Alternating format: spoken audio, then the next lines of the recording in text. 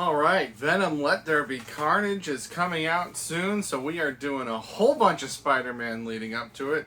We've got the Sam Raimi Trilogy this week. We're going to have the Andrew Garfield... What do you call a trilogy with just 2 films? Movie and sequel next week. Dogs making noises in the other room. And we're going to finish it off with Venom right before the sequel comes out. But today we're talking about the classics, the Sam Raimi Trilogy. Now, these movies, I know that people always talk about how, they really started this superhero movement that we're in right now. But also for me, they just came out at exactly the right time. So let me start with that first part. I know there were other superhero movies before, not only things like Superman from the 70s and 80s, and Batman from the 80s and 90s, but more modern things like Blade in 1998 and X-Men in 2000 and whatever obscure thing that you were thinking of. I'm not forgetting it. I'm just choosing not to say it to make you upset. I know there were things before Spider-Man, but Spider-Man was the first big, well-received, colorful superhero origin in its time. A lot of the movies around that time were not origin stories. A lot of them were not big and colorful. A lot of them were smaller movies, darker movies, more serious movies. So this really started a movement of making superhero movies using somewhat comic accurate costumes, showing us the origins, showing us the colorful villains that we didn't really get in things like Blade and X-Men. And really, we didn't even really get origins in Batman or Superman before this. So I do think it deserves credit.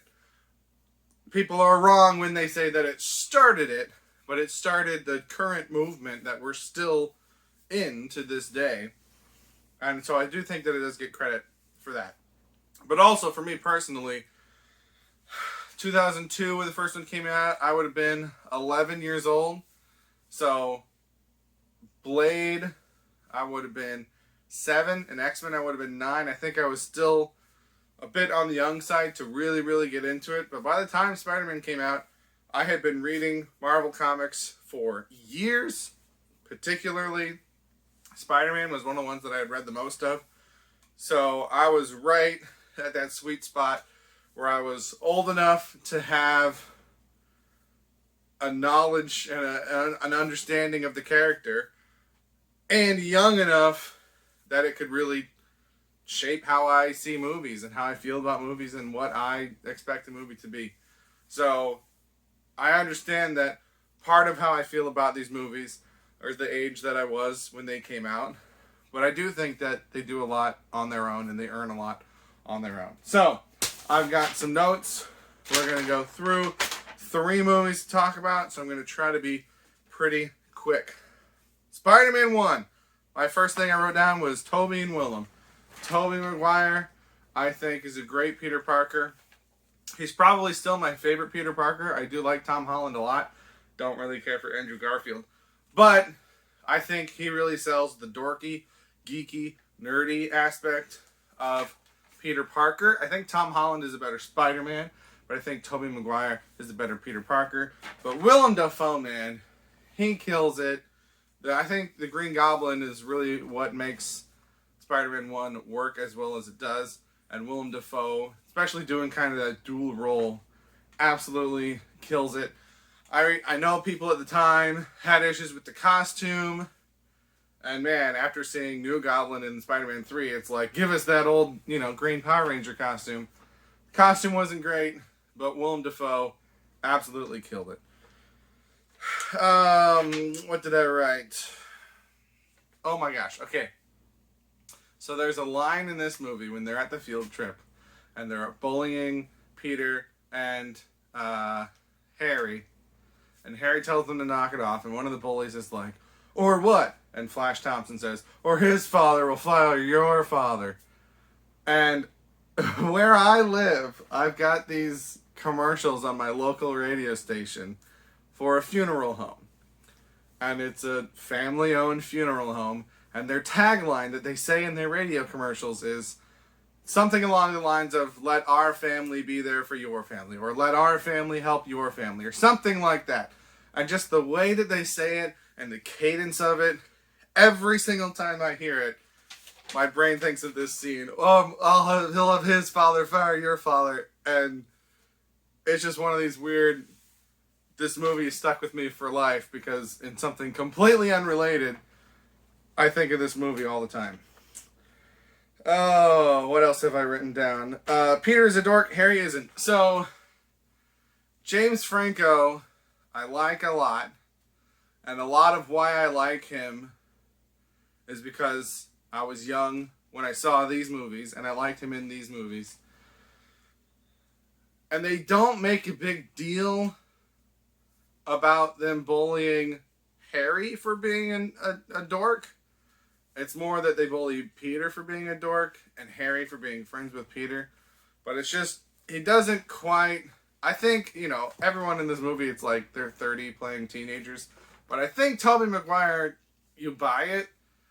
But James Franco, sorry, not Dave Franco. James Franco, he just, I don't know.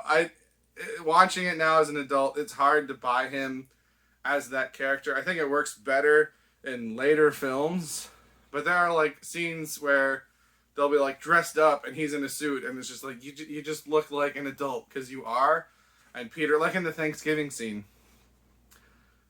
James Franco just looks like a businessman, right? But Peter, even though the actor is much older than a teenager, he's got this not quite well-fitting dress shirt that's kind of awkward on him, and like he looks like how a teenager that doesn't dress up that often would look if he tried to dress up. So, James Franco, I love you, but it doesn't quite fit the movie. If I'm gonna nitpick the flaws, that's one of them. I've watched these movies and rewatched them many, many, many, many times. But something that I never noticed before is that when Peter gets home after the field trip, after he's been bitten, and he's going upstairs, he says he's sick, he's going to go to sleep, and Aunt May asks him, don't you want a bite? And he says, had a bite. And I heard that, and I caught it on the level of, oh, he's telling her that he already ate. But no, it's a joke because he got bitten. He had a bite, and I never caught that before. So, as obvious as that is, I'm sure everyone else has already noticed that. Just little things that even after seeing them a dozen plus times, you still pick up on little things. So I talked about how this was the first big origin story, and I think a lot of what makes this movie special is seeing him develop his powers and his abilities for the first time. The bit with the glasses, where he's putting them on and off, is great. Getting his spider sense when he's at his locker after the cafeteria scene in the high school when Flash is coming to beat him up. Designing his costume and trying to find a good symbol. Testing out all his different powers, the wall crawling powers. Designing the suit. Like all these little things that you see him do for the first time. That's now a standard in a superhero origin movie, but that wasn't really a thing before this movie, at least not a common thing. So I loved seeing all those things, even though I've seen them before, seeing them for the first time. It's still fun. It still gets me. What do I have? Oh, obviously, the with great power comes great responsibility. That line has become iconic. It's not exactly the same as it is in the comic, but it works for the movie. And that idea, I think it's so pure and so simple. It's great. It's really, really great. And it's sad when other movies, I'm looking at the cases for the Andrew Garfield films, try to do that, but try to come up with a better way of doing it. And it's like, you can't get better than this. It's so simple. It's so pure. It's so good. If you're not going to use it, don't use it. Although, now I'm going to completely contradict myself. the bit that Tom Holland says to Robert Downey Jr. in Civil War, where something along the lines of, when you have the power to stop people and you don't, and then the bad things happen, they happen because of you. I think that's pretty good too. And they haven't really touched on the whole Uncle Ben thing, and I think that helps keep it from being too similar to like Bruce Wayne's parents, where like he feels like he has to keep doing this because he owes it to his parents, or in Peter Parker's case, he owes it to his uncle. It's more just a thing that he realizes and that he understands. So it's different and it's still good. Whereas The Amazing Spider-Man, they try to do the whole thing again with the uncle and it just doesn't work. And I'll talk about it more when we get to those movies. Spoiler alert, I don't like those very much. But so well done in this movie. Octavia Spencer is in this movie. Didn't realize that before. I haven't really seen her in a lot of stuff. And to be honest, when I saw her, I recognized her, but I didn't know her name. So I was like, I think that's the girl from Ma, or, you know, the woman from Ma. And so I looked up Ma, and then clicked on the actress for that, and then looked at her filmography, and it said Spider-Man. I was like, hey, it's that woman from Ma. Just barely in this, in the wrestling scene. We have, what does this say? It properly and believably sets up how Peter lets the robber go. So again, they do this worse in the Andrew Garfield films. We don't see it in the Tom Holland films.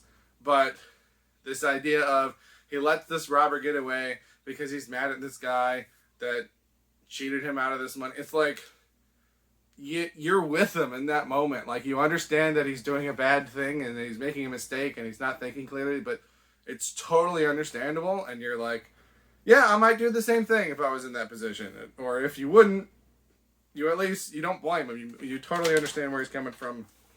Again, just all these different elements this movie just does so well on screen. You've got the iconic moment of him dropping down upside down from the ceiling, which is like such a fun thing to do in the games, the video games that let you do that.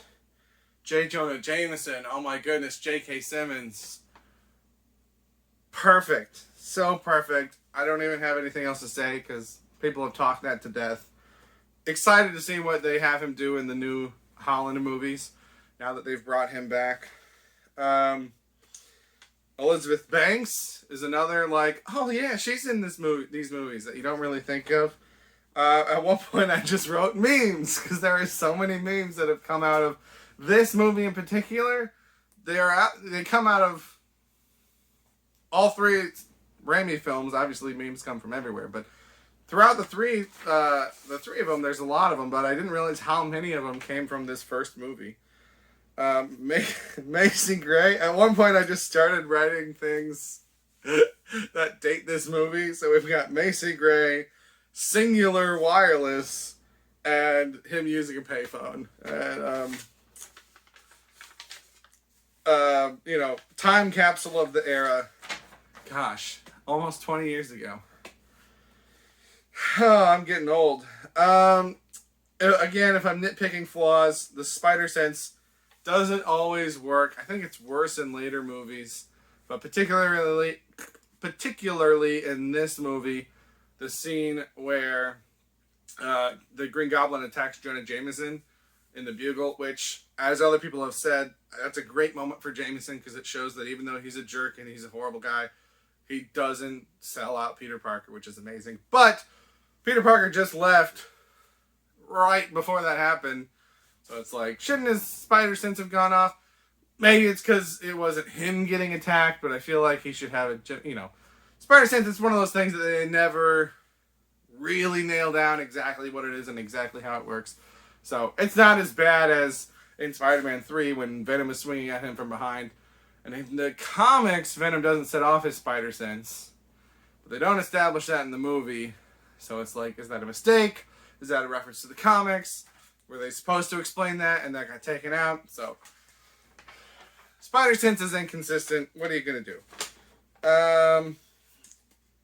towards the end when he's having the final fight with the Goblin, I just wrote down action figures because I used to have and still have to this day action figures from these movies, and the memory's a bit hazy, but I believe the timeline of me with action figures is that my dad had a bunch, just a bunch from like the old school cartoons when they used to make them for like everybody.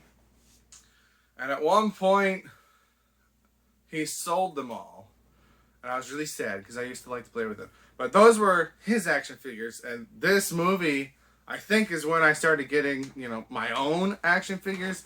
And I specifically remember, or it made me think of it in this scene because my brother had the action figure of Tobey Maguire's Spider-Man with the mask all burned up and, the damaged suit and things like that.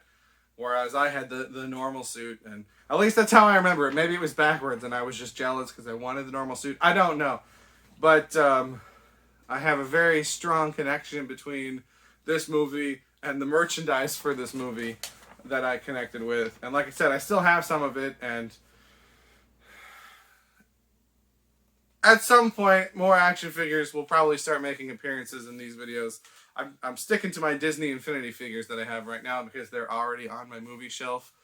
But I got a lot of stuff packed away that I think I'm going to have to bring out as I keep making videos on movies. Moving on from there, at the funeral scene for Norman Osborn, Mary Jane kisses Peter for the first time that she's kissing Peter Parker and not Spider-Man. And she gets this look that I have never noticed before. And she realizes that he is Spider-Man because they had the upside down kiss in the rain earlier. And I never picked up on it before. And so as I was watching 2, right after I finished 1, I was like keeping track. I'm like, is she going to be, surprised when she finds out? Like, I couldn't remember what happened when she found out. And so she finds out when she's kidnapped by Doc Ock and he's fighting and the mask comes off and she sees him. But they're talking about it at the end of Spider-Man 2. And she says, I think I've known all this time who you really were. And I think that's a callback to the ending of that first movie, where after she kisses him at the funeral, something goes off in her head and she's like, you've kissed this person before, So that was just another thing that I've never noticed before, I've never caught, or if I have, I've forgotten about. So it's just neat. That's why I love rewatching good movies. So that's my last note on Spider-Man 1. Moving on to Spider-Man 2. I have fewer notes on this one. This is, I think a lot of people would agree, this is my favorite Spider-Man film. I think it benefits from not being an origin story, which I don't think being an origin story is a negative thing for Spider-Man 1, but in Spider-Man 2, you just get to start Spider-Maning right away, right off the bat. So you just get more Spider-Man in there. So this is my favorite. First thing I wrote down was credits. I think these credits, the opening credits, is a really good, smart idea of like recapping the big events of the first film and the spiderweb frames to remind people, because not everyone is like me and rewatches 18 movies before a new movie comes out. So great idea there. I wish more movies would do things like that. And I wrote down pizza delivery. Spider-Man 2 on the Nintendo GameCube is one of the games that I've logged the most hours into, probably the top 5. And you had pizza delivery missions in that game, and it had this like Italian music that would always play in the background when you did these missions. And as the clock counted down, the music got faster and faster and faster and more intense. And I love that game, and I played that game to death. That was probably the first game that I like beat 100%, back before that was really a thing. And I got cheat codes for it and unlocked secret missions and all sorts of stuff. And that has, people that have been playing Spider-Man games as long as I have, that's the one to beat. I think the Spider-Man game for the N64 before that, I think, was probably the one to beat. And then this one came out, and then up to, Spider-Man PS4, people are like, is this going to be as good as Spider-Man 2? And I think a lot of elements that it shares with Spider-Man 2 are what made it such a well-liked game, particularly the way that you web swing. But holy cow, just seeing him with those pizzas brought me right back to playing the GameCube, delivering those pizzas all over town. Those ones and the photography missions were the hardest missions in the whole game. But I got them all done because I wanted to do everything. James Franco, not great as menacing. No Willem Dafoe. So again, James Franco is kind of out of place.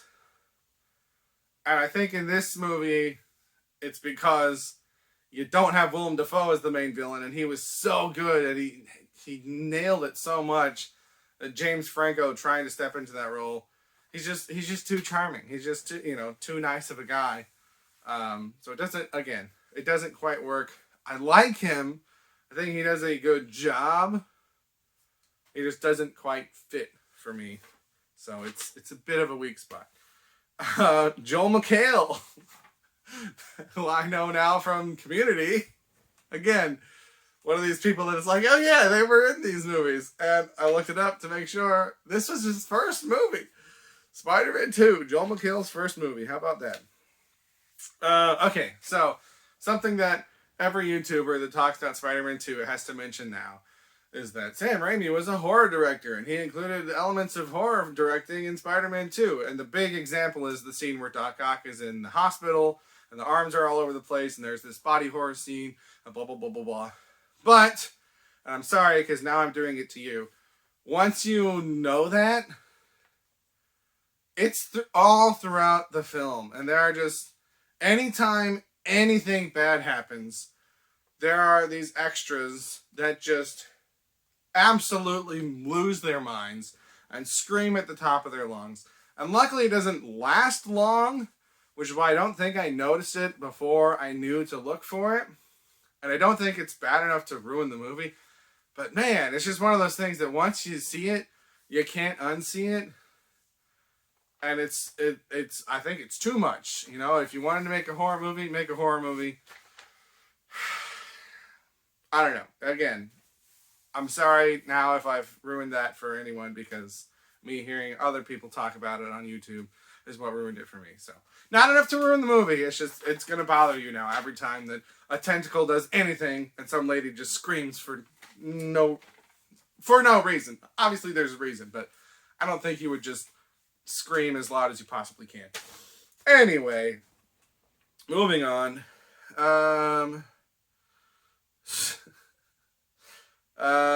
Doc Ock can take a punch. So this is another thing that I've heard other people talk about, and it's like, Doc Ock doesn't actually have any powers. So Spider-Man should be able to knock him out with one punch easy. And usually when I hear people say that, my thought is, obviously he's pulling his punches, right? He doesn't actually want to hurt this guy, blah, blah, blah, blah, blah. That's what heroes do, because that's what heroes do. But kind of loses credibility for that in the ending scene, because Peter is, fearing for Mary Jane's life, and he's afraid that she's about to die, and he lands multiple blows on Doc Ock, and he doesn't go out. So I'm like, I don't think he would, murder him, but I don't think he'd be pulling his punches that much either. I think he'd try to knock him out cold, and he lands multiple hits, and it doesn't do it. So it's a little weird. It's one of those things where I usually, if I'm not thinking about it, it doesn't bother me, but I can't, I can't just ignore that it's there. So again, if I'm nitpicking, that's a little flaw, but it doesn't bother me too much. I just felt like I had to reference it, or I had to mention it. Then, towards the end, where Mary Jane is running through the plaza thing in her wedding dress, again, this takes me back to, 2004? When we didn't have every single comic book movie announced 5 years ahead of time. And there were rumors at the time, because the Punisher movie starring Thomas Jane had just come out. And there's a character in that scene in the background that, without looking too closely at him, has a passing resemblance to Thomas Jane as the Punisher. And I remember all the rumors and speculation, and oh my gosh, is Punisher going to be in Spider-Man 3? And are they going to cross over? Blah, blah, blah. And it's like, man, how nice it would be to live in that world again, where we could find things out in the movie and not learn about them 5 years in advance and then look at set photos and get 18 different trailers and find out everything that's going to happen in the movie before we go see the movie. And as I've said in multiple other videos, I don't seek that stuff out anymore. I did for a long time, and I found that it really wasn't worth it to me. So I try to avoid, I don't like, oh my gosh, trailer, look away, but I don't seek that stuff out anymore. So I would say, if you're the type of person that does, maybe try not doing it and just go see a movie and see how you feel about it. But man, yeah, that's, again, these movies occupy a space in my life. And so yeah, just seeing that scene again, I was just like, oh yeah, remember when we thought that was the Punisher? That was kind of funny. Okay, last thing I wrote down for Spider-Man 2. And, we've got Marvel What If coming out soon. And I know that's based on the MCU. But in a world, if we could get a What If TV series for various other Marvel projects, I would want to see a What If story where, what if Peter Parker got together with Ursula Ditkovich, which is the daughter of his landlord that's always bothering him. And, the movie kind of tries to make her look weird and goofy, but like, she's a nice girl. She's nice to Peter. She seems interested in him and his life and, the things that are important to him. And she's just kind of played off as this goofy character. And it's like, obviously we want him to get with MJ, and so we rooted for that. And she's rooting for that too. She gets excited when, she calls him and she tells him to call Mary Jane, and it's all fine. But I don't know. I just watching it this time through, I was just like, I wonder how those two would have worked out if they had maybe gotten together. That's an Elseworld story that I'd be interested in seeing. So, there's talk about, as crazy as it is, there's talk about continuing this universe, because there were plans for Spider-Man 4 with John Malkovich as the Vulture, which I think would have been horrible. And you've revealed that Bruce Campbell was secretly Mysterio the whole time, which I think would have been very clever. But if we ever come back to this outside of the Spider-Man No Way Home live-action Spider-Verse movie that it seems like we're getting, if we ever come back to this, I hope they bring back Ursula. And I looked up that actress, and she hasn't done a whole lot. I've seen her in some commercials recently for AHA, which I think is a type of beverage. I don't know. I don't really pay that much attention.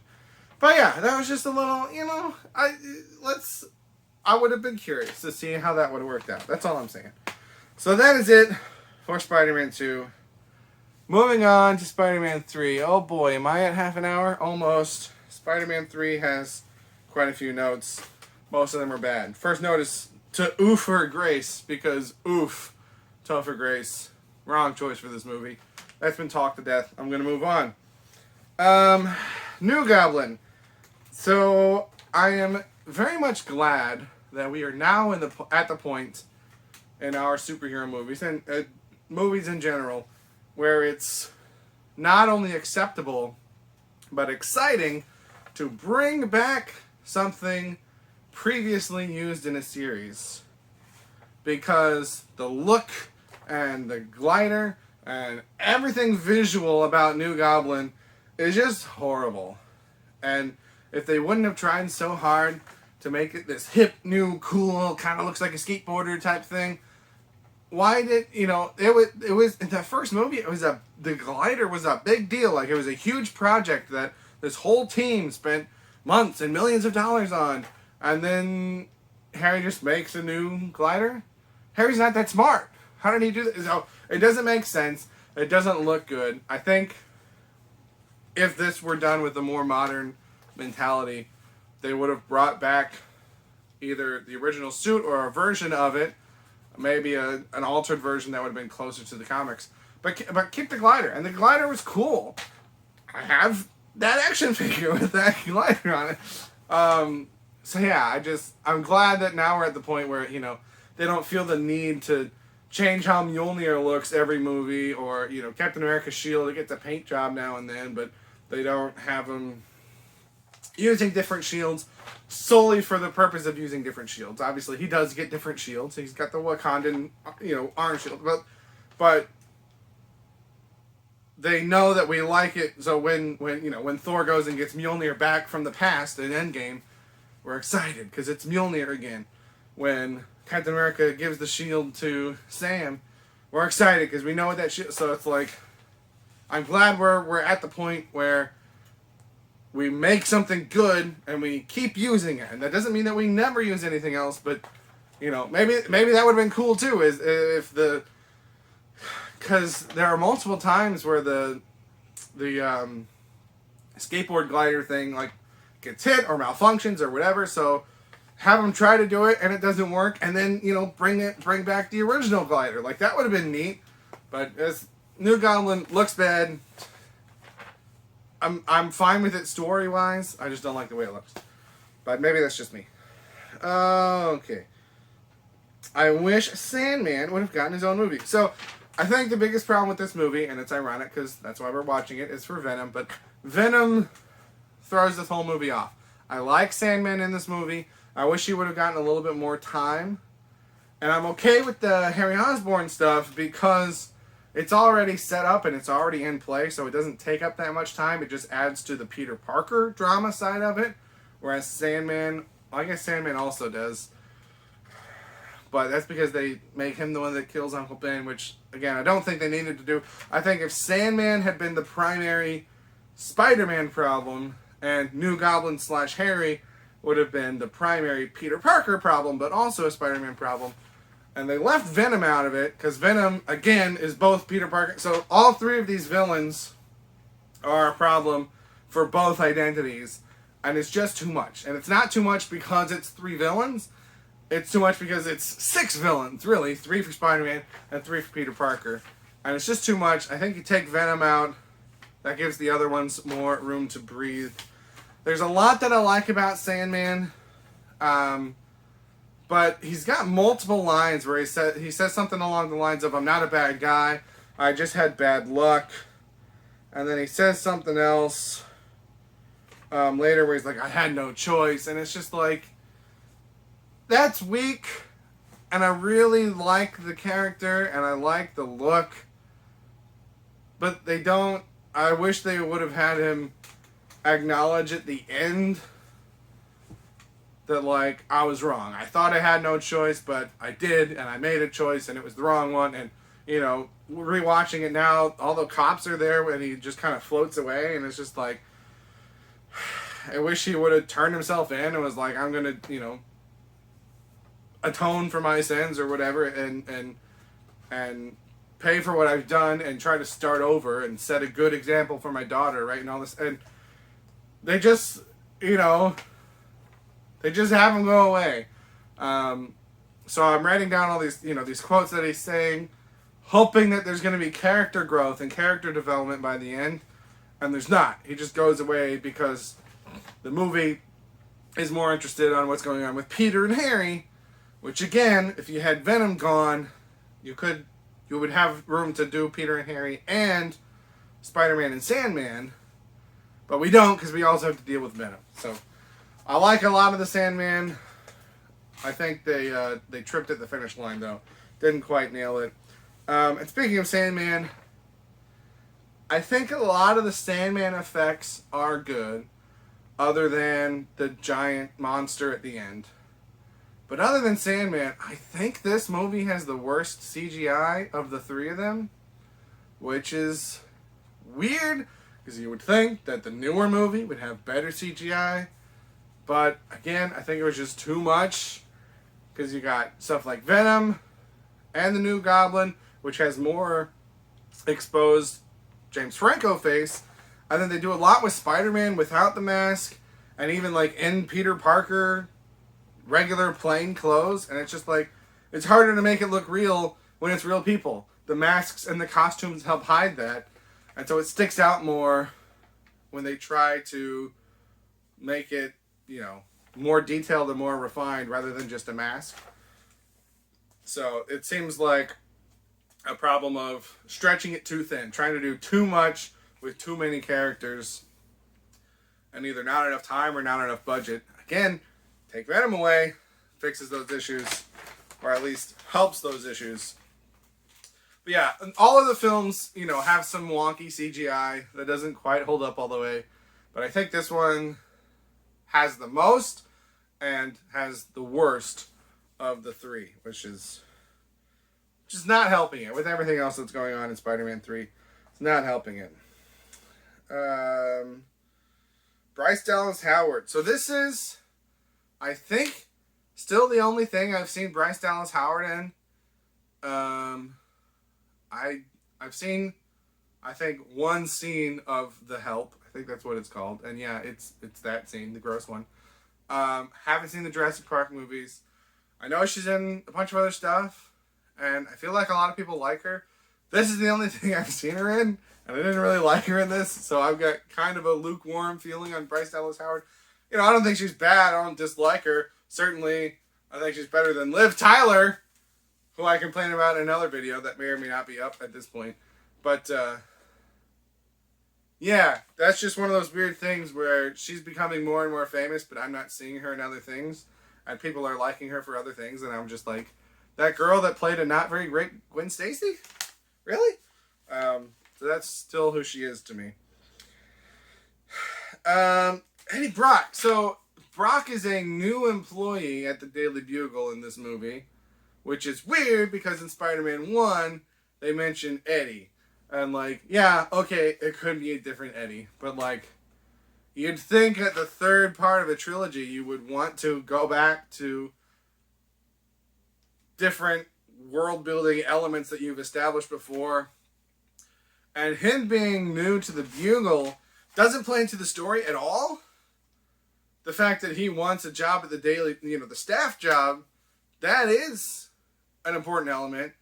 But obviously, if Peter's been wanting that since Spider-Man 1, he can also want it since Spider-Man. So, he doesn't need to be new to the Bugle.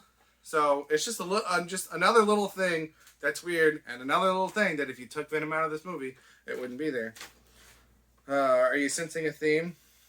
I just wrote Jameson is gold because J.K. Simmons continues to be amazing.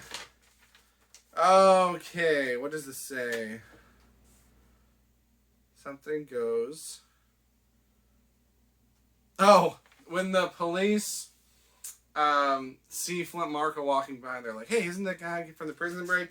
And Sandman kind of scoops up into that sand truck, and the cops are looking for him. First of all, the whole setup is strange, because instead of chasing him as he's running away, they, stop and, post up along the side of the truck and then peek around, and it's just you're not infiltrating a building, you're chasing a guy.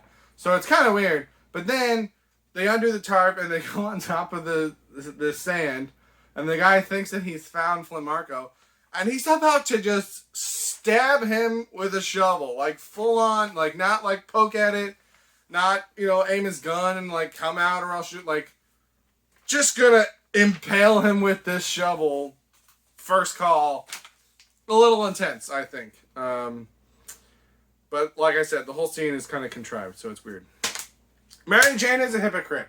I might get some hate for this, but in Spider-Man 1, she is doing stuff with Flash while flirting with Peter and Harry, and then she's got the Spider-Man kiss when she's with someone else, and then in Spider-Man 2, she's got the thing going on with John Jameson, but she's really thinking about Spider-Man and also Peter Parker, and she wants to be with him, and she tells Peter to kiss her in that cafe before Doc Ock throws the car at them. And then in Spider-Man 3, they have the ceremony celebrating Spider-Man, and he kisses Gwen Stacy, and it's clearly for the cameras and blah, blah, blah. And yeah, not a great move by Spider-Man. But Mary Jane gets really upset about it, and she has definitely kissed people that she's not dating while she's dating someone else, which she does later in this movie when she kisses Harry. So, Mary Jane is a hypocrite. That's all I have to say about that. So, a lot of people boil Spider-Man 3 down to the cringy, emo, bad dancing stuff. The symbiote does not attach to Peter until an hour and 4 minutes into the movie. And he doesn't start doing his weird cringe stuff until an hour and a half into the movie. And all that stuff, until he takes it off in the church, only lasts 15 minutes. So I know I'm ragging on this movie a lot, and it's not a good movie. But the people that boil everything wrong with this movie down to the things that happen within those 15 minutes, I don't think it's as bad as people make it out to be. And I think that being cringe was the point. That it's supposed to show that while he feels better with this symbiote, it's bad for him. And we, the audience, should not want him to keep it. So it's supposed to be bad. And I don't know. There's a lot of problems with this movie. I don't think that's the biggest one. And I think it's weird that that's the thing that people focus on. What else we got? Okay, so